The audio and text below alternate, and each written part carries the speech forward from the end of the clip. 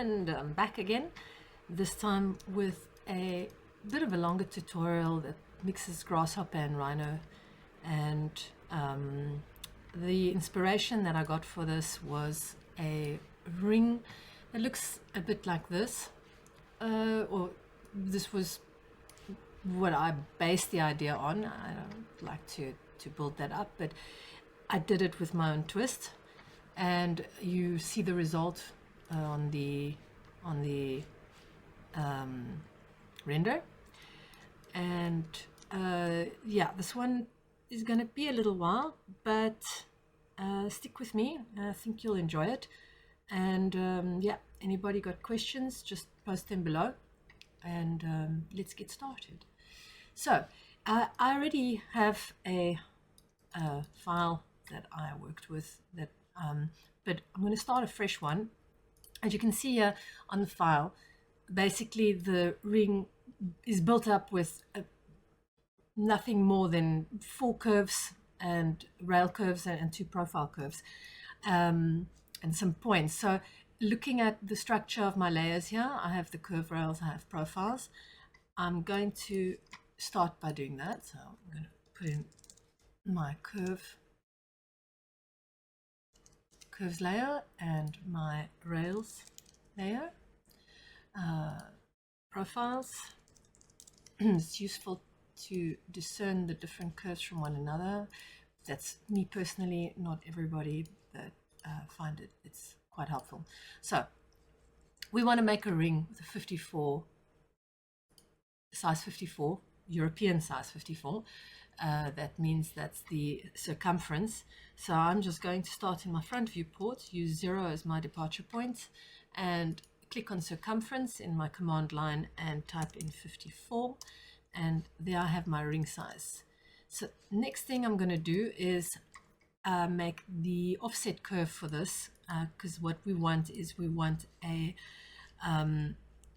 ring about 2 millimeters broad, a shank. So let's make a Akiyo shank. Let's make it dark green. So we want it to be 2 millimeters wide and 1.5 millimeters thick, but the thickness will change on the top. So we'll create an offset curve in my curves menu, and that offset curve will be 1.5. And I'm going to make a copy of that. So I'm just going to copy it in place. And that second copy I'm going to put in my rails. And we can switch off curves. And I'm going to change the look of that curve. I want it to go up. I want it to have a bit of a history at play here. Okay, so wait. We have to use this curve because it was the one that was copied. That's because I have my record history on. So dragging the curve breaks the history on the object. That's fine. That's what I want. And we'll now put that into our Rails folder. And I'm going to throw that back into curves. And actually, well, that's fine. Okay, so yeah, we want a little bit of an egg shape because we want this to become broader on the top. And how we will achieve that is if we go to profiles and create a rectangle on the center point. So on my center point, I'm just going to go down to my snap, turn it on, and I'm going to use the bottom quadrant of my ring. We're going to make it 2 millimeters broad and 1.5 millimeters high. It seems a little bit. You know what, we're going to extend that sideways. I'm just using the gumball and just the one axis, the y-axis.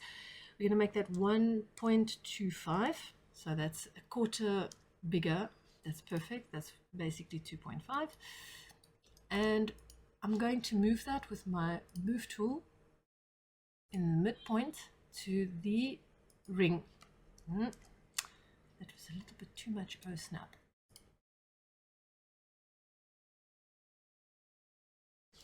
Wait a second. Midpoint. Let's turn on the quadrant. There we go. And we will make a copy of this.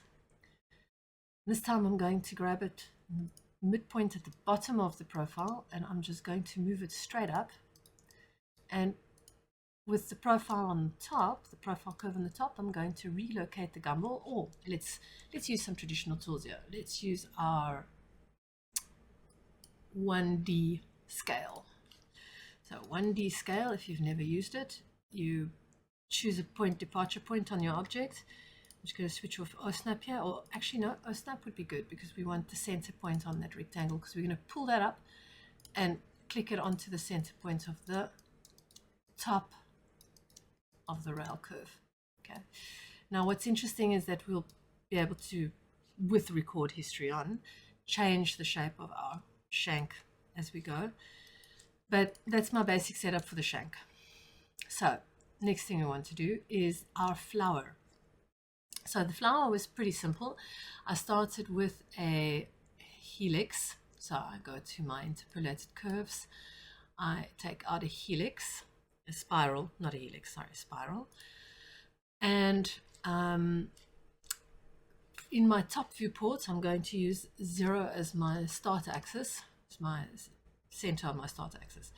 Then my first diameter is going to be just outside of the shank by about, say, 2 millimeters. So I'm just going to pull that out. So you can see sorry, wait, I forgot one step. So we have to put in the axis. The axis is our Z. So chuck that in. Now we can pull that outside of the start of our spiral, and we're going to change our turns to 2 turns, because that's all we need. And we are going to plonk that down right there. And that's perfect. So what I'm going to do with this is I'm going to bring it up to around about here, because we want a pretty high ring. It has to be quite high. I'm going to squash it with my gumball, but I'm not going to squash it entirely. It needs to have a bit, actually it should be the other way around.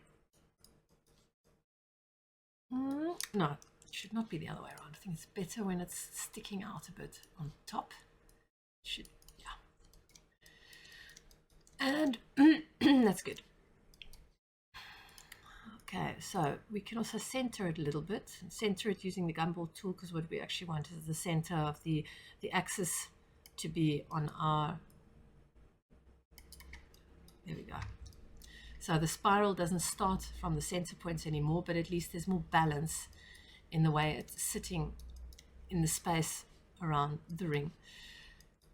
And what we're going to do next is we are going to divide this curve by 8.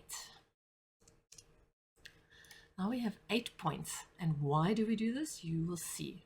We do this because I'm going to literally split this curve with the points. So let's go to our selection tool and select points, because I can't see what's going on. It's my points. And now we have sections. Could be we have too many. 1, 2, 3, 4, 5, 6. I think we have too many. Let's go back and divide the curve by 7 rather. I think that would make more sense. Yeah. And split points, and now we have 7 sections. And these outside sections we're going to rebuild. I'm going to leave this one as it is actually, and I'm going to join the last 2 curves because I want one bit that's a bit longer than the others, the one going into the center. So we're just going to select these outside bits and we're going to rebuild them.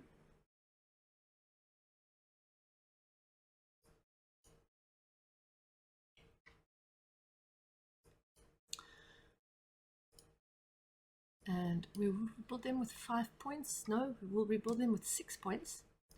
And we'll delete the inputs, create new object on layer, and we can preserve the end tangent directions. And there we go. So each curve has 6 points now, except for that one. But that one we're also going to rebuild. But this one we will rebuild not with 44 points. We will rebuild this with something like 15 points. That would be good. So it simplifies it a bit. And also make this corner here somewhat less aggressive, because you'll see later when we do the rails and the sweeps that when something is turning into brutally on itself, it will start intersecting itself, or at least the surfaces that you create will intersect themselves, and this will cause you problems with booleans and all sorts of other things. And you can always fix it afterwards, but if you know it, you may as well prevent it. Prevention is better than cure, so they say. Okay, the French, they're very good at being preemptive.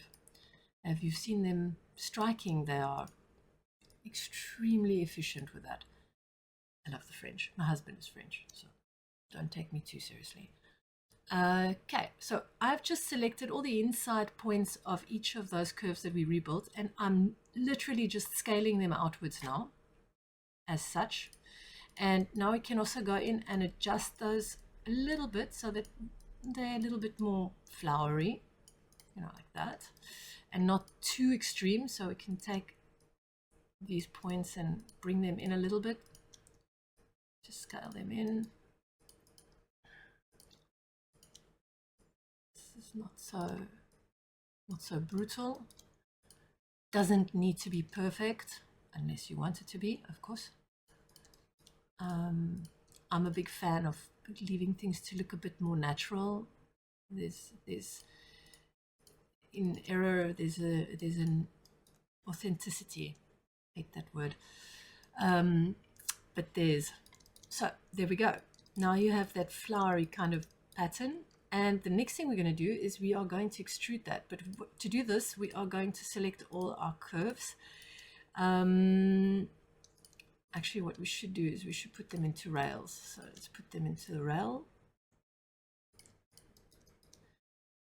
And we can put the points into our curves. There we go. And we're going to make another layer called top base. Doesn't matter what color that is, because we're not going to see it much longer after that. Just going to select all these, and we are going to use the taper, extrude surface to a point, not taper, extrude surface to a point, but you're going to extrude curve to a point, not surface to a point. Beware of that when you look at the extrusion options here, because they look the same, but they're not. And we're just going to bring that down and grid snap that to not too far, around about, yeah, maybe there. Good. Okay. Now we can also turn our viewport to shaded mode so we can see what's going on. Okay, that looks nice. And we're going to select these pieces and we are going to cage edit them. But before I do that, I'm first going to join them. I want it joint, right? The reason I want that is because when I cage edit it, I want it to deform but keep the manifold edges, the adjacent edges, in right on one another instead of there maybe being overlaps. This will be very important in the long run. So let's go to our transform cage edit, and we're going to use a bounding box. We use world coordinates, and in my XYZ point I'm just going to put in a 3 because I just want 3 points in my X direction. Okay, and there we go. And that's the only portion we're going to use is the X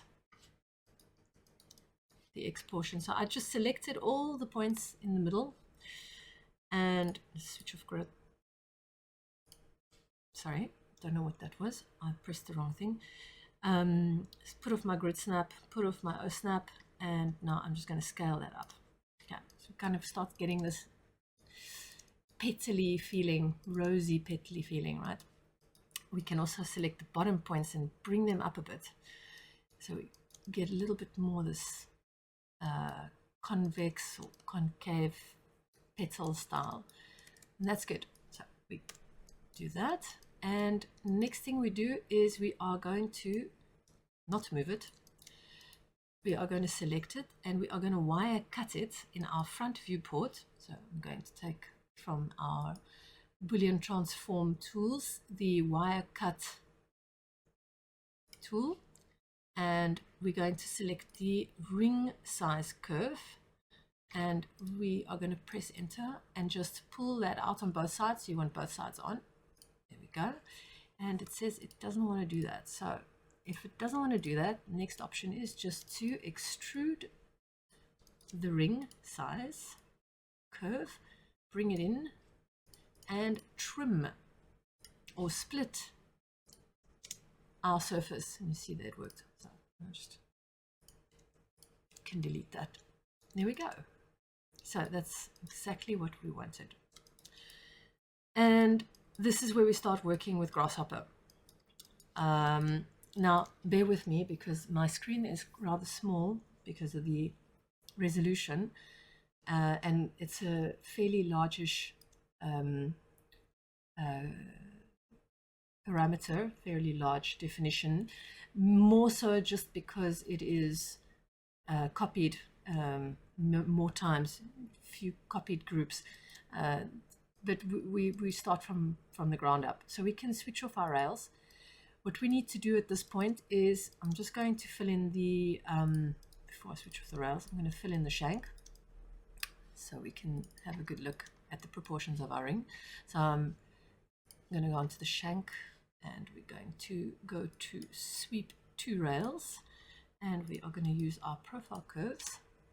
And just always remember to put your O-snap on, and rather use the inside midpoint of your profiles if it's possible.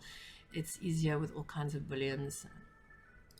It puts the seam in an appropriate place. And here we want to close the sweep, as you can see here. Okay, close sweep, it's wunderbar. This will be boolean later, so worry not. But what's nice here at this point is you could go and edit your shank, make it larger, smaller. What's really pretty is actually to take the outside points, like the top 2 points, and make a knife edge along the top. That's rather nice. And it's very simple to achieve just with 4 curves, your 2 rail curves and your 2 profile curves. It's as simple as that. Okay, so we'll work on the shank later, but now we got a good idea of the proportions of our ring. Okay, you're still following me. I hope it's simple enough. So we put the shank off, go back to our top. We are going to switch off a few different curves here, like curves, rails, and profiles. I'm going to change to white. And I'm going to create a new curve layer called Curves for GH. It's Curves for Grasshopper. I'll make those white too, because you see them better.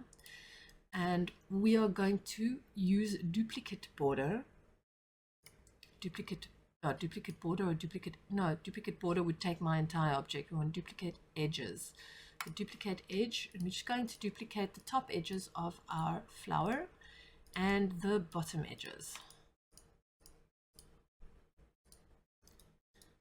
Okay, now we have them in our range, and this is what we're going to need for the moment. We won't need much else, but what we will use at some point are these surfaces. But we'll need them surface for surface. So what we're going to do is we're going to explode them again so that they're separate, because you will enter them in separately. It's just cleaner to work like that. Also, due to their shape, it's more complicated to do the calculations on an entire object like this than it would be just to do it on a single surface. So at this point, I'm going to have a sip of my coffee. And then we're going to bring Grasshopper over to our main window. we got Grasshopper open. I'm just going to slide it over and put it on the one side so that I can work in both windows simultaneously. We're not going to need our layers, and we're not going to need any Rhino tools at this point. So this is a good setup. And the first thing I'm going to do is I'm going to enter these curves that we've got here, that we extracted from each petal, and I'm going to put 2 curves components in. The one will be for our top curve, so just going to right click and set one curve, and the bottom will be our other curve. Set one curve. Then the first thing I'm going to do is I'm going to build the bars running from the top to the bottom. And to do that, I am going to need the surface as well. So we are going to enter the surface, but that'll be a little bit further down the line, so I'll just put it there. And we'll set that.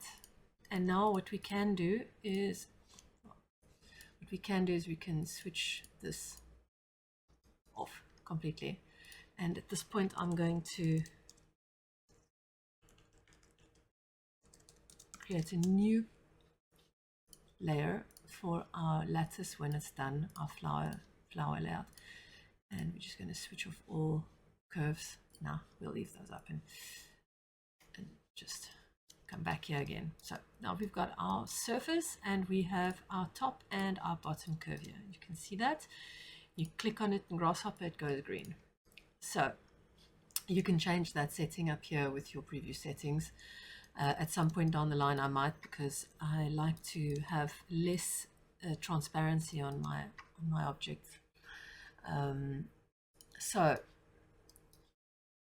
starting with our first curve, we are going to go to our curves tab menu, and we are going to use a divide curve component. I'm going to put our curve into that, and we are going to double click on the canvas and just press in the number 10 without any point, without any integers. And now we have a slider. Press enter, and then you'll have a slider with a whole range from 0 to 10. We're just going to put that in under count. So we change that. You can see I have the amount of number on my slider as points on my curve. That's the division. I'm going to make it 8 because we don't want them to be too close together, and we don't want too many. We could maybe even make it 7, but I found that 8 looks good. And we will go ahead, check kinks. That's not important at this point, so don't worry about that. And we can now copy our slider and our component for divide the curve. Copy and paste and bring it down, and we're just going to enter our other curve into the curve parameter input for that. So now we've got the ones on top and the bottom. Now, the reason I'm doing this, if we go to our sets and we had to take out longest list, we want to make sure that our curves are facing, both of them are facing in the same direction. So to do this, I'm going to use the points in our top list, in our list from our top curve, and the points at the bottom to create lines to make sure that we have the right direction for our vectors. And to do that, I'm just going to go into curves. I'm going to take line, use list A for start point and list B for our end point. And we see here already there's a cross-reference, or the cross-referencing is not optimal. We see that our one curve is definitely facing in a different direction than the other. How we remedy this is we will literally just flip, not flip surface, flip the matrix or the curve. And put that in between the curve, and there we go. We have sorted that problem out. Now, we're not going to work with straight curves here. What we want that curve that we have here. Maybe not exactly the same kind of curve, but something similar. So we need points from somewhere on our surface. And the best way to do that is to take our surface and to pull ISO curve out of that surface and do the same thing with it by dividing it up. We take parameter, the parameter surface ISO curve, and we put our surface in. And here we see it's running in the wrong direction. We need the opposite direction. So I'm just going to make one slider here. I'm just going to press 1.00, enter. And now we have a slider that goes from 0 to 1, but with integers. We use that for our parameter. And now we have the parameter within which we will choose the ISO curve on our surface. It's like the domain, 0 to 1. And the direction, and our direction, we just right click and set the boolean to false, because that's the opposite of basically U and V, but just the opposite. And I'm going to pick one kind of in the middle, but we can check that later. For this point, I'm going to put the preview off for our straight lines, because what we want now is we want to have the same thing for this curve with our copy paste our divide curve. So here we go, ISO curve, and there we go. So just select those three, align them, and there we go. So let's just check again to see that our curves are aligning properly. Yes, perfect. So let's switch that off. We really don't need these two components, but I leave them there anyway because they're useful. What we need is we need a arc curve. So you could either take an ISO curve, so an interpolated curve, not an ISO curve, an interpolated curve, and draw an interpolated curve through these 3 points, or you could take an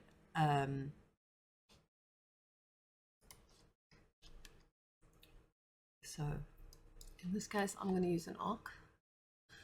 So we're going to go to primitive, and we are going to take an arc 3-point. And we need to convert these points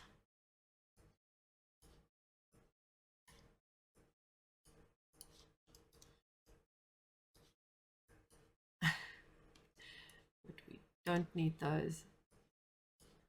We need the right order. So there we go. It's the right order. Okay, that's good. I'm going to switch off our surface here for a moment. Switch off preview.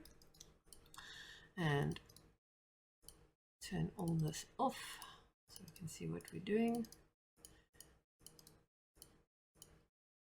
And we have just these curves left. And with these curves, I am going to make pipe. So we're just going to go to surface, and we're going to use primitive or freeform, and we're going to use pipes. And we are going to run that into our pipe component. We need a radius. So radius, I'm just going to type in again 1.00, because I'm not going to make any of these pipes larger than 1 millimeter in radius, in diameter at any point. So my mouse just flipped out. So that is more than big enough. We make it smaller if possible, maybe 0.35, or I found that 0.45 is good. Maybe a bit too much. I'm going to 0.4. Okay, but you can change that at a later stage. And we want to cap this. So we are going to look under caps, and we are going to set round. Why do we do round? Well, you'll see, because round tends to be easier to boolean, and if it stretches nicely into the object that it intersects, it's better for you to do the booleans with. You can also go with flat, but flat shortens it off. So I'm going to go with round. Okay, so there we have the first part. Now we're going to need that, and we are going to need the top and bottom. You can experiment a bit with the shape of your arc. So if you would prefer to have it definitely not like that, but if you would like to have it a little bit more arced, that's nice. It's pretty. Okay, so what we're going to do with this is we're going to run this. Let's switch that off. We are going to run this 1, 2, 3, 4, 5, 6 times. So I'm going to group this. What we're also going to do is just quickly create a brep component and just put our pipes into that brep component. Okay, we'll see what that's for later. So we're going to take this, we're going to go up to edit, we are going to group it, and so now if you move it, it moves in one go, you don't have to select. And we are going to select everything, select all, including the group, and we are going to copy and paste that a few times. So Control C, Control V, we're going to do it 6 times. Control C, Control V, Control C, Control V, 2 more times. And now we have 6, and what we're going to do with these is we are going to enter these curves and the surfaces. So we're just going to have to switch on our top base layer again.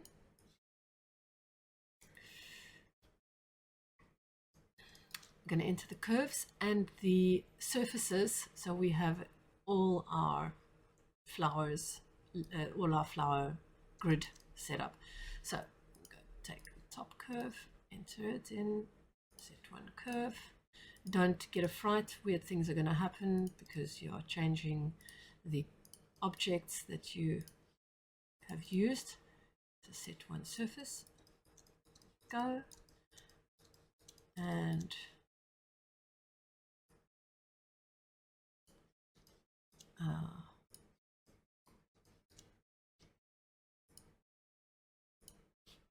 did I convert these? No, I did not convert these into real pipes. So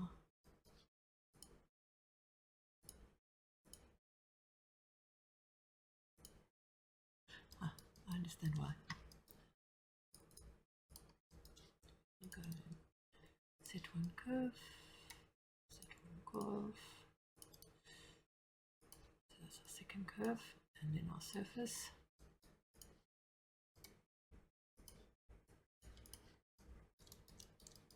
When you work with Grasshopper, it's good to be a bit tidy. This is an extremely simple definition we're doing, but it really does help to, especially if you start doing something more complex, to keep your canvas tidy so that you don't get confused. That's why I avoid very complicated definitions, because I know I'll get lost very quickly. And the last one, set one curve, do the bottom as well. This centerpiece is going to give us a bit of problems at some point, but we will sort that out. That will be our troubleshooting for the lesson. So here we go. This one we could possibly push up the number of bars. So let's have a look here. I think what we're going to do is we make it 10. Or maybe more. Let's change the slider number to 15 to be on the safe side. I think that should do it.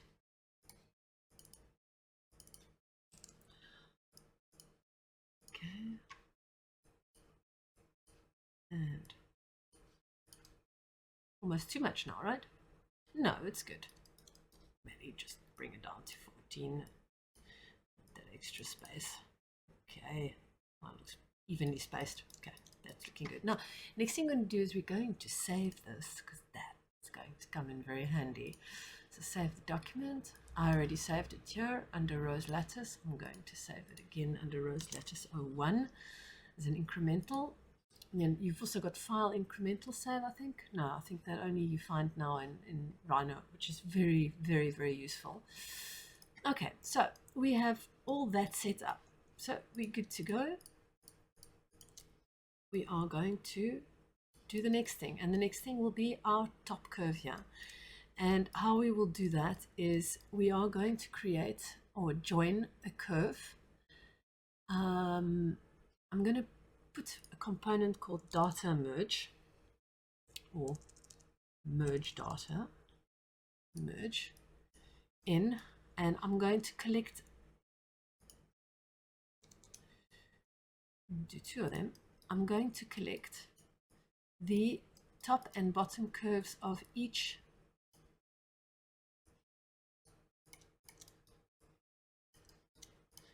and you will see every time I put something into our merge component, it adds a new slot. It organizes your objects for you.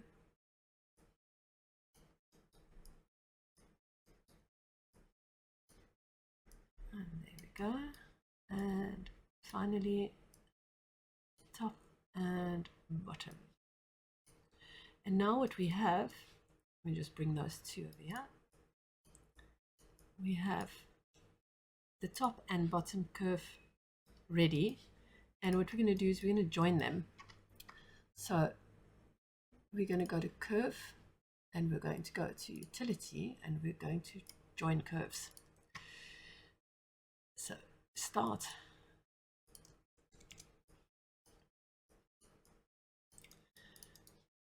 Now we need to check the continuity of our curve, whether it actually joined it. So we have one locally defined value, which means it really sees it as one curve.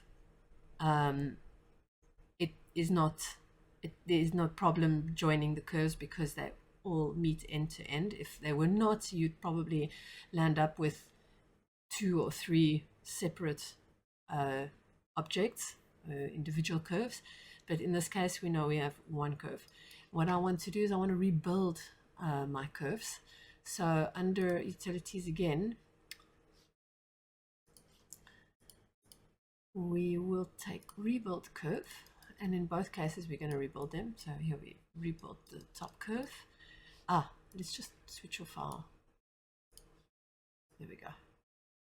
We can also switch off the curves for Grasshopper now as well. So we want a curve degree of 3. I'm just going to type in here 3, enter, and I have a slider so I can change the curve degree. For instance, if I put it on 1, it's going to make straight lines. So there we go. We want a curve degree 3 for the moment. And how many points do we want? Well, we're going to put here 100, and that'll be our slider for the points. You see, it works exactly like rebuild curve in Rhino does. And the more points you give it, the more it will look like the original. We probably could put even more points in case we needed to. So let's say 200. We will change that down the line. Okay, and the tangents. We will preserve the tangents. So set boolean true. Okay, same thing at the bottom.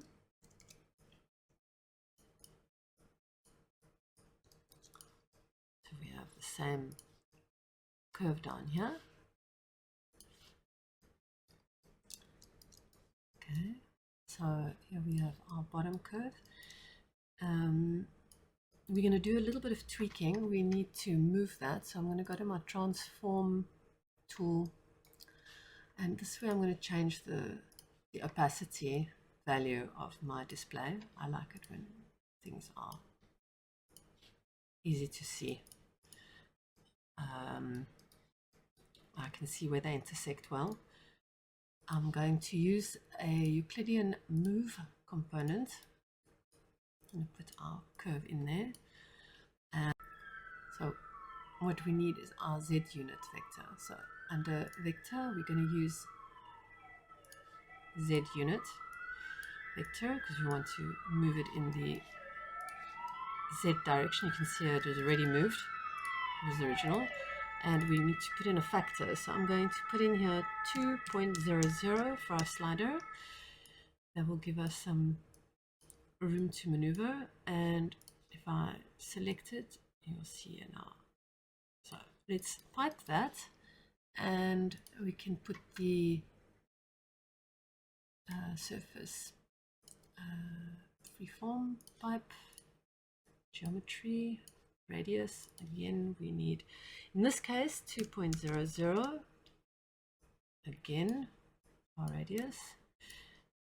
And it's too high, so we can change that to 1.00. And we can use 3 zeros, so we have more control over the size. And you see here, these are the problems I was talking about when objects start intersecting themselves.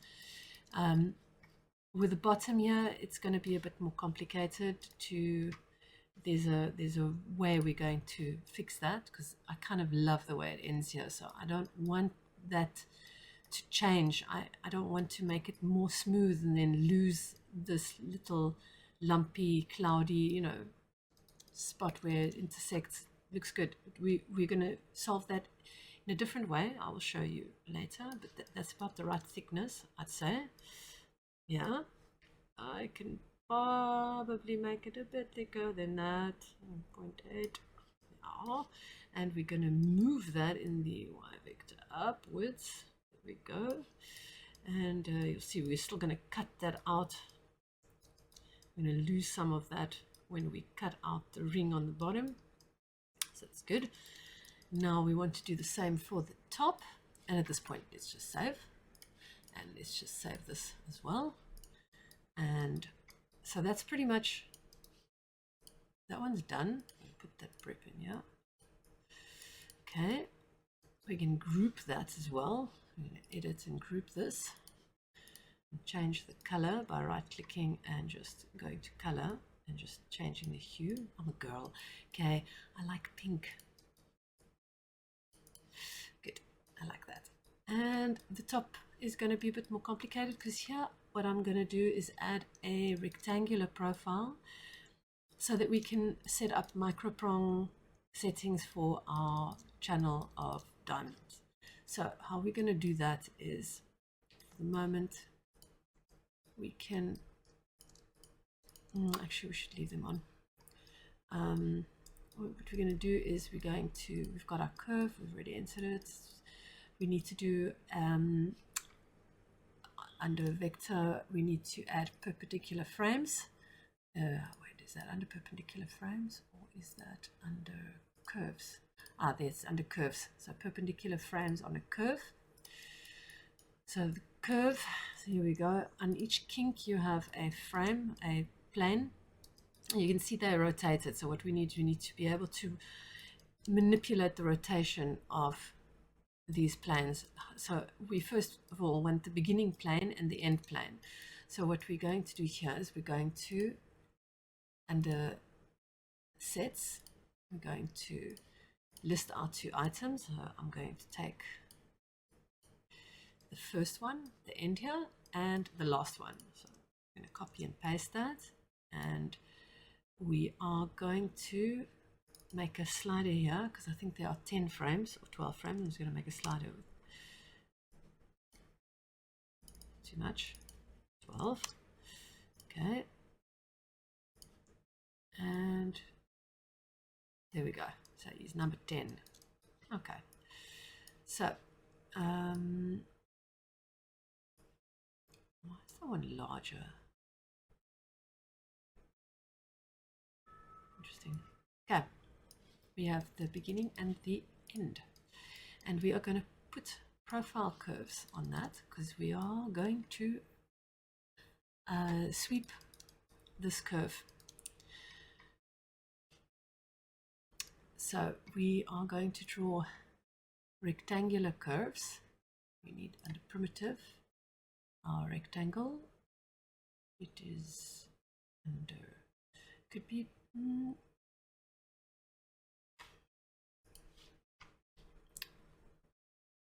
as I was saying,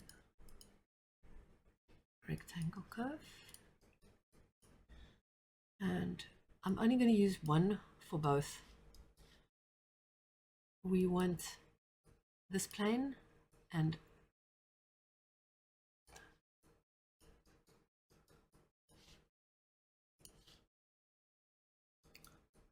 we want this plane and that plane.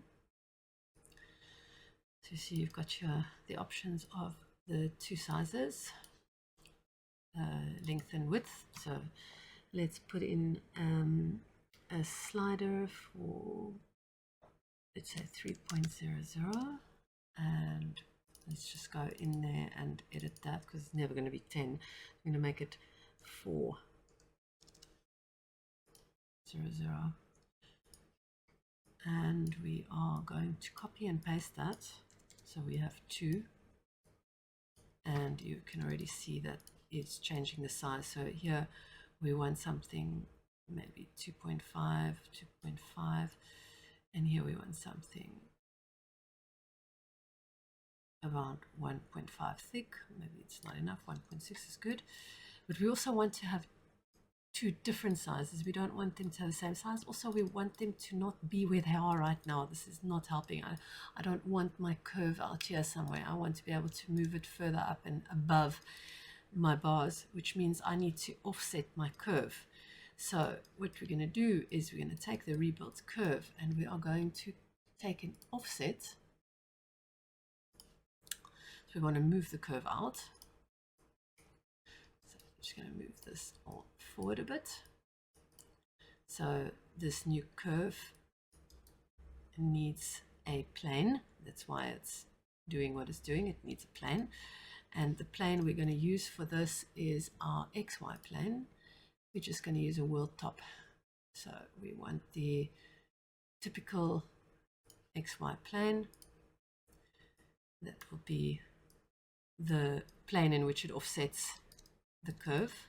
As you can see, it's already offsetting the curve towards the inside. What we want is we want the curve to be offset towards the outside. We also want it to have round corners, not sharp corners. This will allow a continuity so that we don't get kinks inside our extrusion or our sweep. So for distance, we're going to use minus numbers. So first of all, I'm going to create a slider. But in the slider, I'm going to change our highest max range to 0. You can already see here it's changed the minimum to 0.01. We're going to change that to minus 2, 0.00. So we're going to minus numbers. And what that will take care of is that our curve will grow outwards. As you can see here, it's growing outwards. Yeah. And like I said, you're going to start seeing problems like that. And that's why we're going to feed that back probably into the rebuild. Because your corners isn't going to solve that at all. As you can see here, I'm trying every corner and it doesn't solve that. So what we have to do here is actually we will replace the rebuild with the offset curve first, and we're going to use the offset curve to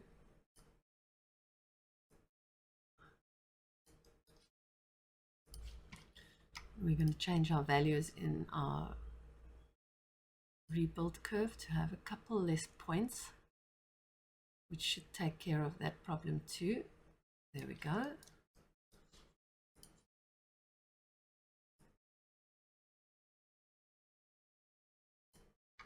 And switch that off. Well, actually, no. I'm going to change that back around again.